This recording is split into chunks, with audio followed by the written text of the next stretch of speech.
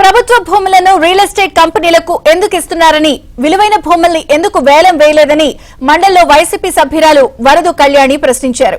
దీనికి మంత్రి లోకేష్ సమాధానమిస్తూ యువతకు పెద్ద ఎత్తున ఉద్యోగాల కల్పనే తమ ప్రభుత్వ లక్ష్యమన్నారు. ఆదాయం తగ్గినా ఇచ్చిన హామీ అమలు చేస్తామని మంత్రి లోకేష్ క్లారిటీ ఇచ్చారు. ఇప్పుడు ప్రభుత్వ రంగంలో ఏపీఐసి ఉంది అధ్యక్ష. వేల కోట్ల రూపాయల భూమిని అది డెవలప్ చేసి మౌలిక వసతులు కల్పించి పరిశ్రమలకు ఇస్తూ ఉంటారు.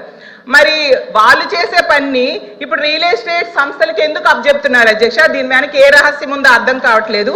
అంటే ప్రభుత్వ ఉద్దేశం ఏపీఐసి కంటే రియల్ ఎస్టేట్ సంస్థలే గొప్పవా అధ్యక్ష అని నా డౌట్ అధ్యక్ష.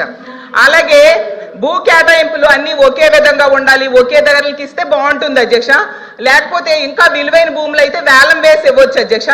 మరి వైజాగ్ లాంటి సిటీల్లో 99 పైసలకే ఇస్తున్నారు కదా అధ్యక్ష. ఇలాంటిది ఎక్కడా కూడా దేశంలో అయితే నేను చూడలేదు అధ్యక్ష. అసలు రియల్ ఎస్టేట్ సంస్థలకు ప్రభుత్వ భూములు కేటాయించవచ్చు అనేది నా క్వశ్చన్ అధ్యక్ష.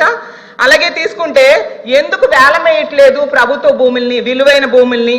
మరి వేలం వేస్తే ప్రభుత్వానికి ఆదాయం వస్తుంది కదా అధ్యక్ష. అదొక నాకు డౌట్, గౌరవ మంత్రి గారు చెప్పాల్సిందిగా కోరుతున్నాను.